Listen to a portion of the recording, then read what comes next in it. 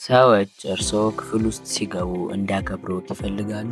ክብር የሚገኘው በንግግር ብቻ ሳይሆን ገና አፍን ሳይከፍቱ በሚያሳዩት የሰውነት ቋንቋ ጭምር ነው። ዛሬ ሳይኮሎጂ እንደሚለው ሰዎች ሳያውቁት እንዲያከብሮት የሚያደርጉ 6 ሚስጥራዊ የሰውነት ቋንቋዎችን እናያለን። ይህም ቪዲዮ ግን ከመጀመራችሁ በፊት ብዙ ሰዎች እንዲጠቀሙበት ቫይራል እንዲወጣ ላይክ፣ ሀሳብ አስተያየታችሁን ኮሜንት ላይ እና ደግሞ እኛን ለመደገፍ ሰብስክራይብ በማድረግ የቤተሰባችን አባል መሆን ትችላላችሁ። አንደኛ፣ ቀጥ ያለ አቋቋም። ትከሻን ዘርጋ አድርገውና ደረታውን ቀና አድርገው ይቆሙ። ይህ አቋም በራስ መተማመን እንዳለዎትና የራሱ ክብር እንዳለዎት ለሌሎች ይነግራቸዋል። ሁለተኛ፣ የአይን ንክኪ አይ ኮንታክት። ከሰዎች ጋር ሲያወሩ አይን ለአይን ይተያዩ፣ ነገር ግን አስኩለውት አትመልከቱ። ይልቁንም በራስ መተማመን እንዳለዎት የሚያሳይ የተረጋጋ የአይን ንክኪ ኑሮት። እናም ደግሞ በሰዎች ክብር ይኑሯችሁ። ይሄ ደግሞ በራስ መተማመናችን ስለሚጨምር በራስ መተማመናችን ደግሞ በሰዎች ዘንድ ተፈላጊነት እንዲኖረን ያደርገናል። ሶስተኛው ደግሞ እጅን አለመደበቅ ኦፕን ፓልመስ።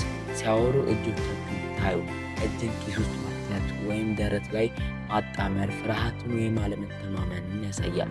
ክፍት የሆኑ እጆች ግልጽነትና ጥንካሬን ያሳያሉ። ስለዚህ ይህን ነገር ማወቅ አለባችሁ። አራተኛ፣ የተረጋጋ እንቅስቃሴ ስትሬዲንግ ሙቭመንት የምንለው ማለት ነው። በጣም በፍጥነት መንቀሳቀስ ወይም መረበት የፍርሃት ምልክት ነው።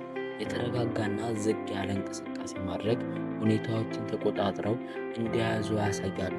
ይህም ደግሞ በሰዎች ዘንድ በራስ መተማመናችን ከፍተኛ እንደሆነ ያስመስለናል። በዚህም ጊዜ ደግሞ ለራሳችን ለሰዎችም ክብር እንዳለን ስለሚሰማን እነሱን እኛ ክብር ይሰጡናል ማለት ነው።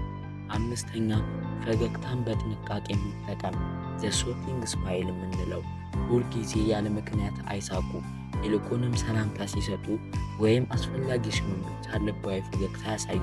ይህ ፈገግታው የበለጠ ዋጋ እንዲኖረ ያደርጋል።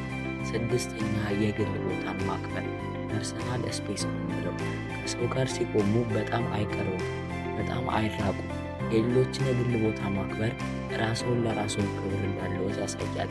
እነዚህ 6 ነጥቦች በተግባር ላይ ሲያውሏቸው ሰዎች ለእርሱ ያላቸው አመለካከት በአንድ ጊዜ ሲቀየር ያዩታል።